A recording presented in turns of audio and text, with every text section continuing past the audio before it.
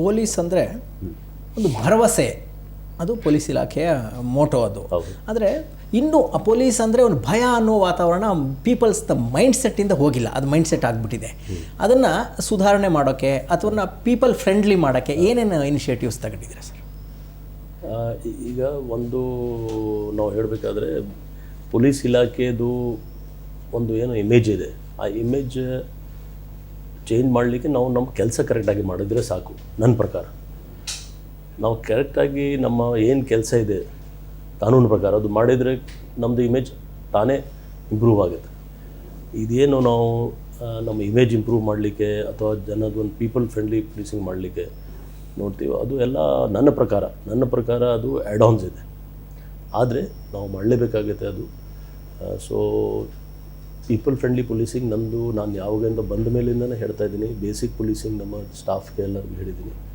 ಅದು ಒಂದು ರೀತಿ ಜನಕ್ಕೆ ಆಟೋಮೆಟಿಕ್ಲಿ ಪೀಪಲ್ ಫ್ರೆಂಡ್ಲಿ ಆಗಿಬಿಡ್ತದೆ basic police. So it's very difficult to analyse. ಅಂದರೆ ಪೀಪಲ್ ಫ್ರೆಂಡ್ಲಿ ಏನೇನು ನಾವು ಮಾಡಬೇಕು, ಪ್ರತಿಯೊಂದು ಕ್ಷೇತ್ರದಲ್ಲಿ ನಾವು ಪೀಪಲ್ ಫ್ರೆಂಡ್ಲಿ ಇರಲೇಬೇಕು. ಆಗ ತಾನೇ ಜನಕ್ಕೆ ಒಂದು ಸ್ಯಾಟಿಸ್ಫ್ಯಾಕ್ಷನ್, ಅಂದರೆ ನಮಗೆ ಸ್ಯಾಟಿಸ್ಫ್ಯಾಕ್ಷನ್ ಇರ್ತದೆ, ಜನಕ್ಕೆ ಒಂದು ಸರ್ವಿಸ್ ಕೊಡಲಿಕ್ಕೆ ಆಗುತ್ತೆ. ಒಂದು 100ಕ್ಕೂ ಅಧಿಕ ಆಫೀಸರ್ಸ್ಗಳು ಸಸ್ಪೆಂಡ್ ಆದರು ಸರ್ ರೀಸೆಂಟಲ್ಲೆಲ್ಲ. ಒಂದಷ್ಟು ಲೋಕಾಯುಕ್ತರ ಟ್ರ್ಯಾಪ್ಗಳಾದರು. ಇದೆಲ್ಲ ಆದರೂ ಕೂಡ ರೆಗ್ಯುಲರ್ ಆಗಿ ಏನಾಗುತ್ತೆ, ಒಂದಷ್ಟು ಪೊಲೀಸ್ ಇಲಾಖೆಯ ಮ್ಯಾನ್ಯುಯಲ್ ಏನಿದೆ ಅದಕ್ಕೆ ಮೀರಿನೇ ಸುಮಾರು ಜನ ಕೆಲಸ ಮಾಡ್ತಾ ಇದ್ದಾರೆ. ಅದು ಇಲಾಖೆಗೆ ಮುಜುಗರ ತರ್ತಾ ಇದೆ. ಇದನ್ನೆಲ್ಲ ಕಂಟ್ರೋಲಿಗೆ ತರೋದಕ್ಕೆ ತಮ್ಮ ಸಜೆಷನ್ಸ್ ಏನು ಅಥವಾ ಏನು ಇನಿಷಿಯೇಟಿವ್ಗಳು ಮಾಡ್ತಾ ಇದ್ದೀವಿ?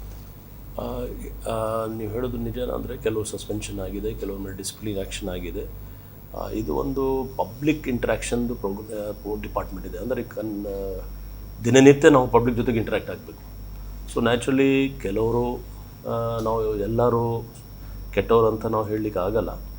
ನಮ್ಮಲ್ಲಿ ಕೂಡ ಭಾಳ 99% ನನ್ನ ಪ್ರಕಾರ ಒಳ್ಳೆಯವರಿದ್ದಾರೆ. ಅವ್ರಿಗೆ ನಾವು ಕರೆಕ್ಟಾಗಿ ಗೈಡೆನ್ಸ್ ಕೊಡಬೇಕು. ನಾವು ಅವ್ರಿಗೆ ಹೇಳಬೇಕು, ನೋಡಿ ನಿಮ್ಮದು ಇಂಥ ಇದು ಕರ್ತವ್ಯ ಇದೆ, ನಿಮ್ಮ ಡ್ಯೂಟೀಸ್ ಇದೆ, ನೀವು ಆ ಡ್ಯೂಟೀಸ್ ಬಿಟ್ಟು ನೀವು ಈಗ ಹೇಳಿದೆಲ್ಲ ಡ್ಯೂಟೀಸ್ ಮೀರಿ ಅವರು ಕೆಲಸ ಮಾಡ್ತಾರೆ.